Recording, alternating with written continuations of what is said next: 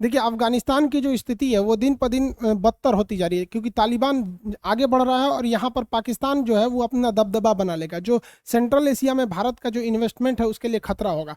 यहाँ पाकिस्तान जो है ना वो दोहरी नीति को चलता है। पाकिस्तान का कहना है कि जब अफगानिस्तान के अंदर अगर तालिबान जाता है तो वो अच्छा है, वो सही करता है, गुड टेररिज्म है।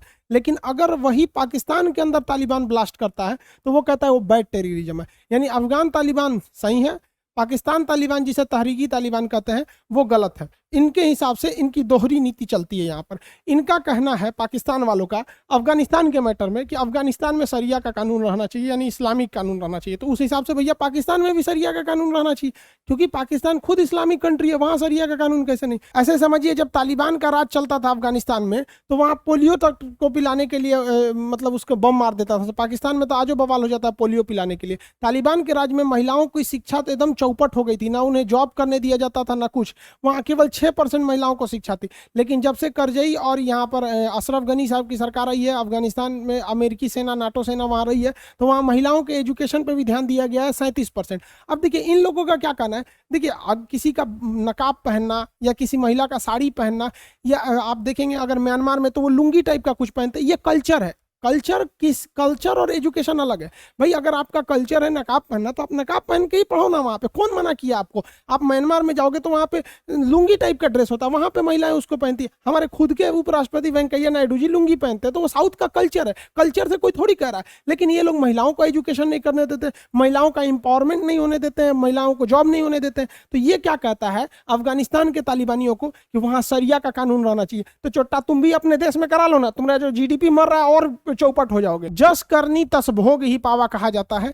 इसने अफगानिस्तान में तालिबान को जन्म दिया और इस तालिबान के वजह से तालिबान ने कहा कि हम अफगानिस्तान में इस्लामिक कानून शरिया को लाएंगे। तो तालिबान को देखा देखी पाकिस्तान में भी एक तालिबान उभर गया जिसका नाम है तहरीके तालिबान। अब ये पाकिस्तान में बम फोड़ने लगा और कहा यहाँ की सरकार को हटाइए, हम यहाँ पर शरिया का कानून लाएंगे। इसी को कहते हैं न्यूटन का थर्ड लॉ, क्रिया प्रतिक्रिया। तुम वहां आतंकवाद फैलाओ, हम यहाँ आतंक फैलाएंगे। तुमको पता भी है न्यूटन, तो फिजिक्स पाकिस्तान में पता नहीं फिजिक्स पढ़ाया जाता है कि नहीं वहाँ पे, न्यूटन थर्ड लॉ यहाँ पे। खैर अगर न्यूटन का जन्म पाकिस्तान में हुआ रहता तो उनके सर पर सेब नहीं गिरकर बम गिरा रहता और न्यूटन वहीं मर जाते, फिजिक्स का सत्यानाश हो जाता। पाकिस्तानियों को तो अब तो सारा मानना चाहिए। अफगानिस्तान की सरकार कह रही थी कि लगभग 12 से 15 हजार पाकिस्तानी आतंकवादी अफगानिस्तान में घुस गए हैं तालिबान का साथ देने के लिए। तो खैर एक देश दूसरे देश पर आरोप लगाता है तो इसे आप 100% ट्रू नहीं मान सकते। लेकिन यूएनओ ने स्पष्ट कर दिया कि पाकिस्तान बॉर्डर से स्पिन बुलडाज के एरिया से पाकिस्तान से लगभग 6000 आतंकवादी हथियार लेकर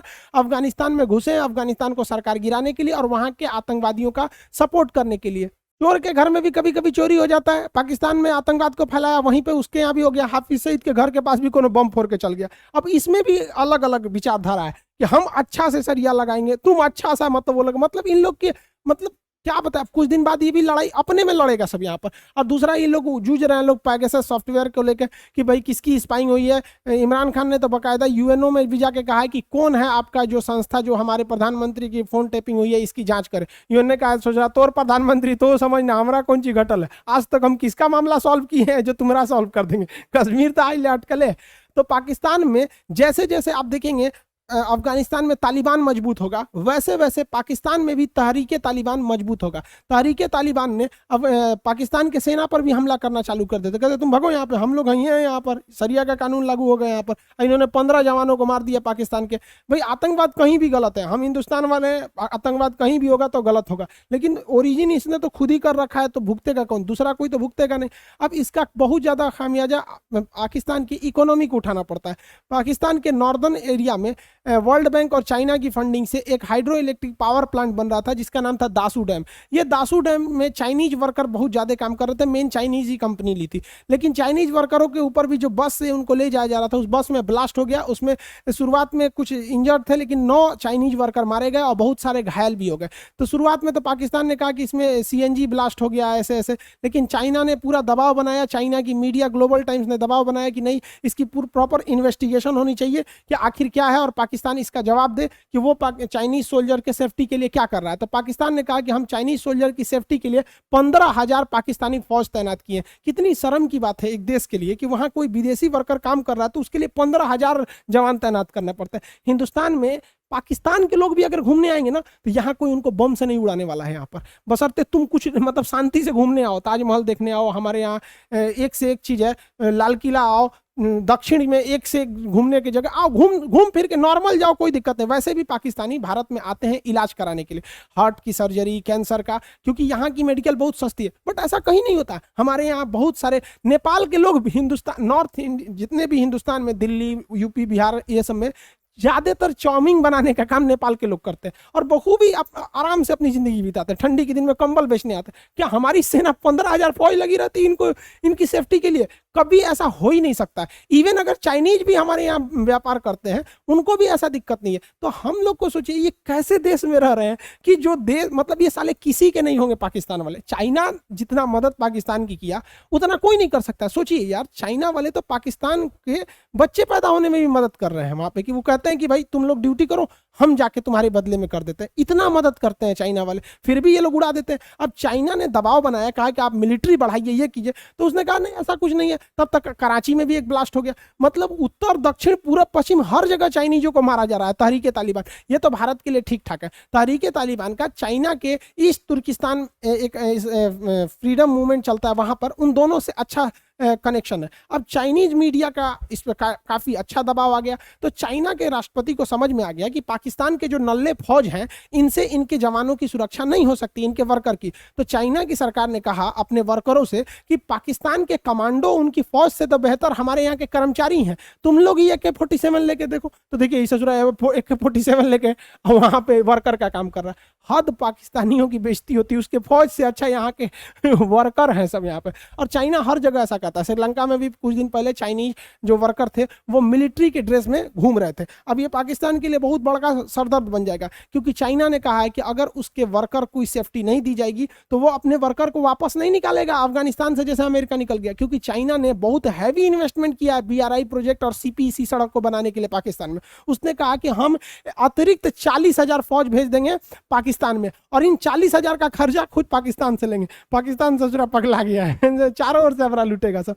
और चाइना का क्या कहना है? चाइना कह रहा है कि हम यहाँ पर एक ग्वादर जहां बनेगा, वहां ग्वादर पोर्ट के पास एक चाइना पोर्ट सिटी बनाएंगे। इस पोर्ट सिटी में चाइना की करेंसी चलेगी, चाइना के नियम कानून चलेंगे, यानी जमीन खरीद लेगा, वहां सारा चीज चाइना का ही चलेगा, वहां चाइना के ही लोग रह सकते हैं, पाकिस्तानियों को एंट्री बैन रहेगी। अब सोचिए, ऐसा वो श्रीलंका में भी बना रहा है कोलंबो पोर्ट सिटी, अब यहाँ ग्वादर पोर्ट सिटी बनाने वाला है। मतलब पाकिस्तान में रहेगा, वहीं के लोगों को वहां एंट्री नहीं देने वाला है यहाँ पर। अब जरा सोचिए, और उसका कहना है 2022 तक वहां 5 लाख चाइनीज रहेंगे।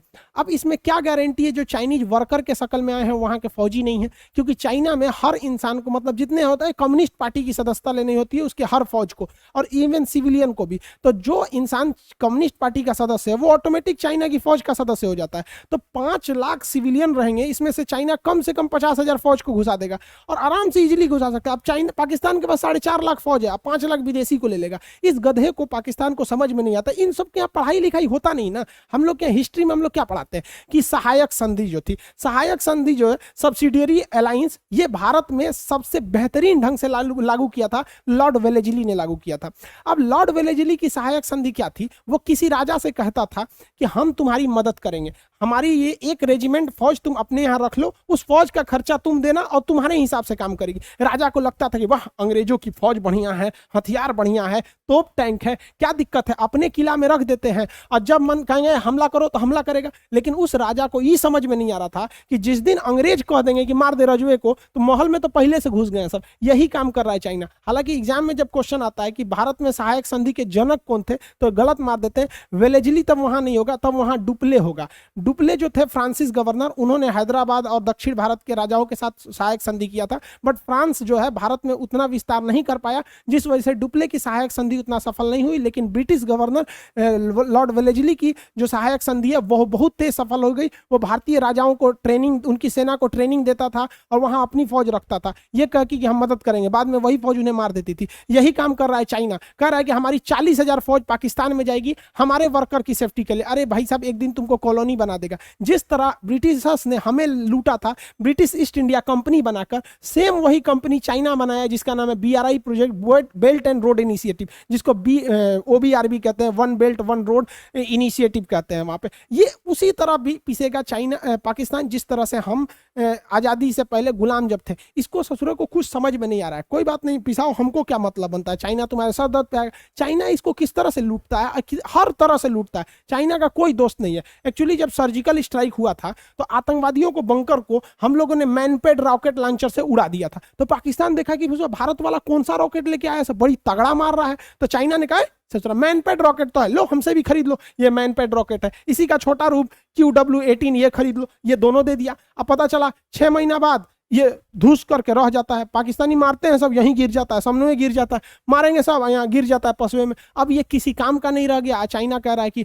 हम वापस नहीं लेंगे। हद देखिए, इस रॉकेट को चाइना के खुद देश ने बनाया और चाइना की मिलिट्री ने कहा कि ये किसी काम का नहीं है। लेकिन इस पाकिस्तान को समझ में नहीं आ रहा है। यहाँ पर कारगिल की जब लड़ाई हुई थी तो भारत ने पहाड़ों के, परवेज मुशर्रफ को लग रहा था कि भारतीय सेना पहाड़ पर तो चढ़ ही नहीं पाएगी, लेकिन हमारे यहाँ उस समय बफोर्स तोप और पिनाका रॉकेट जैसे अंधाधुंध तबाही मचाया। तो पाकिस्तानियों को लगा कि दिवाली की तरह रॉकेट मारता है, धन धन धन धन, ये आता कहां से है। तो चाइना से पूछा, ये है आपके पास? चाइना कहा, हमारे पास कौन चीज नहीं है, चले नहीं चले कोई मतलब नहीं, चल गया तो चांद तक, नहीं चला तो शाम तक।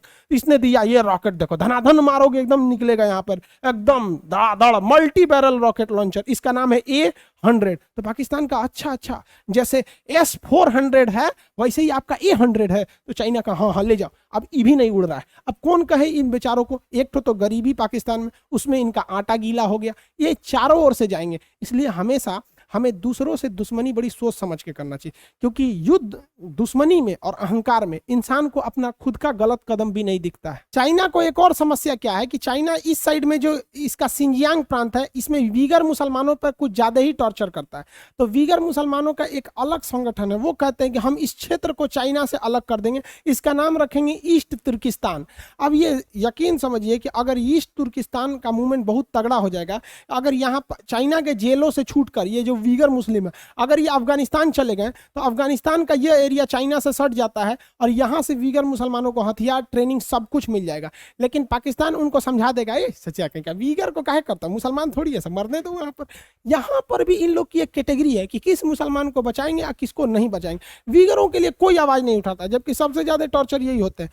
तो चाइना ने क्या कहा है, चाइना की विदेश नीति में शर्म नाम का कोई चीज नहीं होता है। देखिए, वो आतंकवादियों को अपने प्रधानमंत्री के साथ बैठाया है। सोचिए, तालिबान के आतंकवादियों को प्रधानमंत्री के साथ, और उसने कहा कि देख भाई, अफगानिस्तान में हम तालिबान को कुछ भी नहीं करेंगे, तालिबान तुम अच्छे से फल फूलो, पूरी दुनिया को बम मारो, बस एक काम करो, अपने तालिबानियों को कहना कि वीगर मुसलमानों को कुछ ना करे, क्योंकि इनको छोड़ दो वहां पर। तो ये कॉम्प्रोमाइज कराना चाहता है।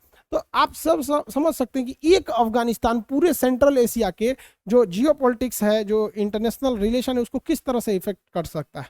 और आने वाले वक्त में देखिए, अमेरिका भी बम्बार्डमेंट कर रहा है, लेकिन क्या पता, जो बाइडेन से पूछा गया कि जब अमेरिका की फौज पूरी तरह वहां से हट जाएगी 31 अगस्त के बाद, यानी 9/11 का जो 20 साल होने जाएगा, तो क्या उसके बाद भी हमला जारी रहेगा? तो उन्होंने कुछ नहीं बोला। अब ये जो बाइडेन की सबसे बड़ी गलती साबित होगी, क्योंकि काबुल तक में भी हमले डेली हो रहे हैं। अब भारत में असमंजस की स्थिति है कि वो किस तरह से इसे बैलेंस करके चले। आई होप आप इसे समझ गए होंगे। मिलेंगे नेक्स्ट क्लास में। जय हिंद।